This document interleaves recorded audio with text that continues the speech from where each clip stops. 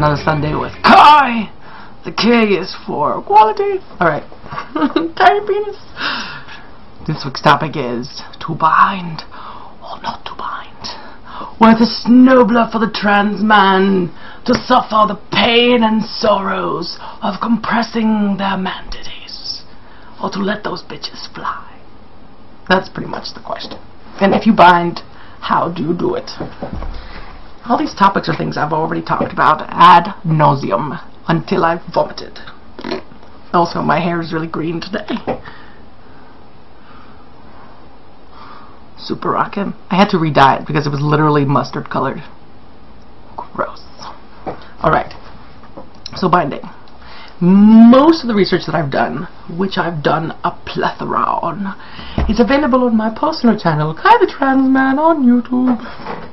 Now, I use the famous Underworks because they're just in America, so shipping is good. And everyone uses them. And all the research I've done on people with massive boobies or who are just fat, let's call a spade, fat, they must use the double compression Underworks binder, which is longer, damn you, and for shame. They cost about $36. You can buy them in, no, not 36, that sounds wrong. I know that a pack of 3 is like $104, and then you pay shipping over that. And they come in many sizes. Now, this triple compression short binder does not come in 55 inches. They come up to 52. I use the double compression because they give you a few extra inches. I am 62 inches around the areola, and you know, torsory, but it's small enough that something happens and big enough that I don't need to pull it off so fast because I can't move. I could show you a before and after, but that would require effort, and I don't like effort. This is me sans binder. Alright, and then I'm gonna put a binder on, even though I just took it off because I've been wearing it for 12 hours. Pardon me. Magic transmission time. Unlike most people, I don't have to do the binder dance because I understand. Look, check this out. If you pull up, it doesn't catch, and you're able to do things with it. Out and down. Pardon me while I adjust myself. Okay, so binding. Today at work, I wore a very, very thin. You can literally see through this. I can't show you on this video because videos suck.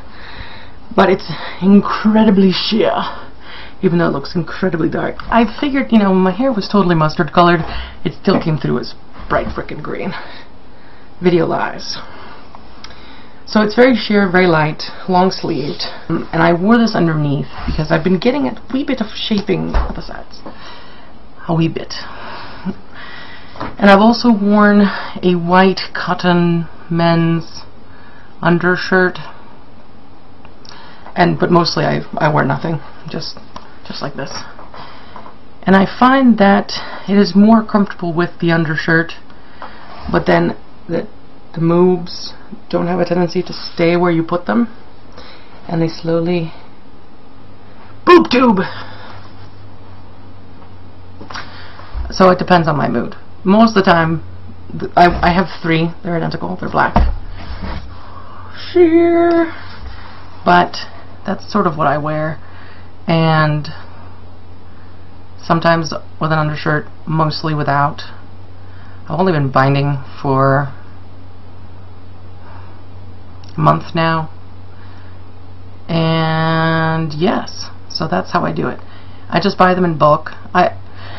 Now, my goals are to make more comfortable, shorter binders, like the triple compression, but bigger around. So I have a lot of binders that are sitting around that didn't fit me that I'm planning to mutilate and make some Franken binders. I did make a video when on my second binder where I cut it up and I turned it into a sadly, a sports bra simulacrum. When I did that, the binder was very comfortable, which meant it did nothing. And it just looked like a really thick, ungainly sports bra. That it looked really butchered. I have it around here somewhere. But I do have plans to try to mutilate some more and see if I can come up with some better ideas. Now the issue is I don't get the material by itself, so I have to use other material to compensate for where it lacks. And oh, I've tried rolling it up. So it's like folding it and then rolling it one more time. It's really uncomfortable. It pinches in all the wrong places, and it's like an ace bandage in that you kind of feel like, oh god, I can't move, and my chest looks great, but I'm like, I'm dying. So don't do that. Not with a double compression anyway. Maybe with a single compression you could do it, but not with a double. The double compression extra long binder does come in a bigger size, so bigger guys can wear it. Do not wear two binders at the same time. That is stupid. Alright. I found this really great site called... I don't remember things.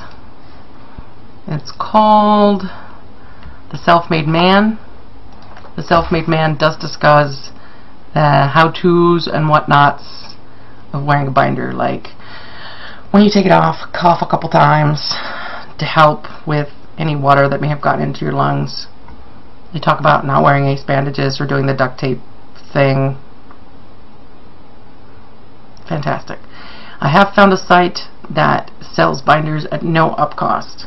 Their selection is limited, but if you're on the smaller side and money's an issue, look at my video on my personal channel. It totally talks about that. I've also talked about this one place that if you're broke or homeless and or jobless and you meet some other ridiculous criteria, they'll give you binders for free. Selections are incredibly limited. They are lightly used binders, but hey, a free binder is a free binder, right? But I do hope to kind of start a line of binders for bigger guys, because I don't think because we're big we should suffer the loss of a binder or the inability to bind. It's hard enough being fat, but when you can't pass because you have tits, I mean, it's just a nightmare. I don't really have anything else to say about binders because I've just worn the topic to a shred, and I really want to take this binder off because I'm tired of wearing it, guys. Oh my god. But that's pretty much it. Thanks for joining me. Next week is the lower surgery video. We're going to talk about some of the issues that I have with that. And thank you for watching. I will probably upload this Saturday night because it's Sunday somewhere, right? Have a nice night, guys. Thanks for watching. Or day. I know it's nighttime here, but it'll probably be a daytime for you, because daytime is when people are awake who are not me. Have a nice week.